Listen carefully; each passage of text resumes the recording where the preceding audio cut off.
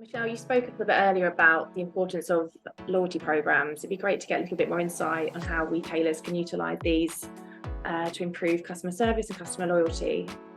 Loyalty programs are table stakes now. Consumers expect to have them and sign up for them and be rewarded for their behavior.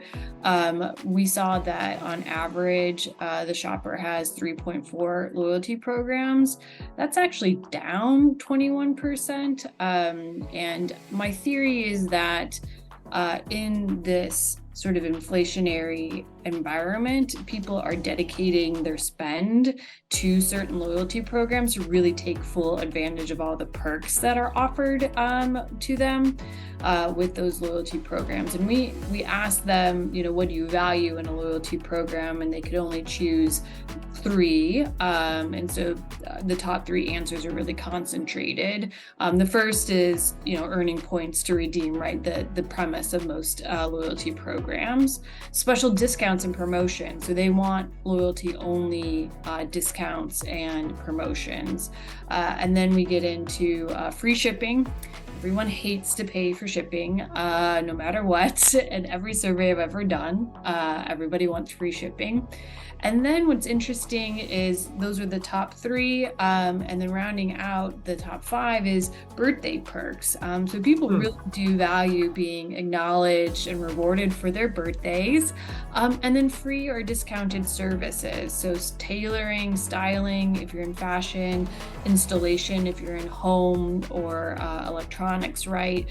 So people really value that. And then they also value early access to product and sales and personalized offers or product recommendations. So there is that level of, I am giving you data about me. I want to have personalized products and offers based off of that data that I've given to you. So again, it's still really important to offer an economic benefit from the loyalty program, especially given the strain on everyone's budgets due to higher prices.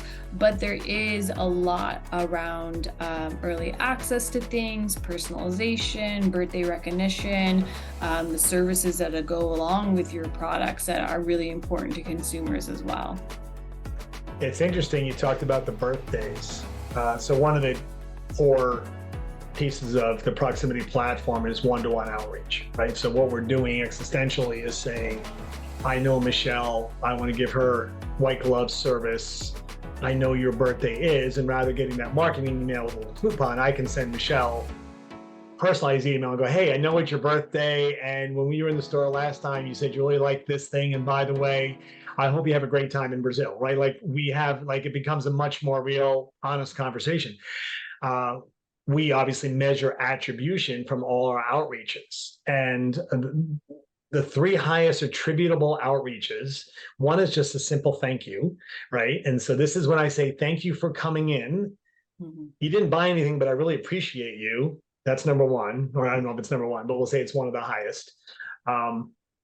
Styling appointments is becoming really big, right? Come on in, let's curate something for you that you can buy yourself, or for you that I can send to your gift giver who can buy exactly what you want.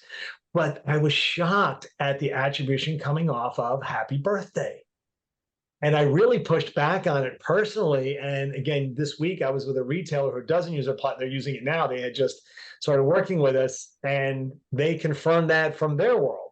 It's not even always happy birthday, here's 15% off. It's happy birthday, just take care of you, right? And it goes back to that personal touch and whatnot. The one thing that I don't understand, and I don't know if the data says one way or the other, but I feel like loyalty is table stakes, but it's also becoming a sea of sameness. So you say everyone has 3.4 little cards. I don't do a lot of loyalty because I just jump on the back of my wife's loyalty. So do you have loyalty? Yes, and I give my wife's phone number. Right? She must have 75. She's got a keychain, it's bending, it's all bad. Where is there a differentiator now between typical and atypical? Yeah, that is a good question, right? Everyone sort of copycats and the channel gets clogged, whether it's a loyalty program, social media for outreach, email inboxes, right? You can be an early adopter and gain mind share that way, but then that advantage will be competed away. I think what I find interesting and a big trend that will be coming forward in loyalty programs is gamification. Hmm. And so, earning, going on different quests, whether it's designed if you buy certain products and then you get bonus points, or if you shop a certain day, you get bonus points, or you complete quizzes and get bonus points. There's a lot more gamification coming into loyalty programs. And I think that'll likely resonate with younger consumers who where gaming is a really important part of their lifestyle and their habits. So they'll resonate more. So I think having really interesting gamification in your loyalty program is a way to stand out, because it's not a feature that everyone has yet. It really appeals to younger consumers, and you can really make the games a unique a point of like how you're going to gamify things. So that's really interesting. I also think other ways to stand out where we haven't really seen too much adoption yet, right, by companies is rewarding for sustainable practices like recycling or reusing cups. Starbucks will give you points if you're reusing a cup. Really, if you come in, right, and this is a great way to drive traffic to the store. If you come in and you bring your beauty product packaging in to be recycled, we'll give you points for that. And then, of course, the hope is when they're in the store, they browse around and actually purchase something while they're there.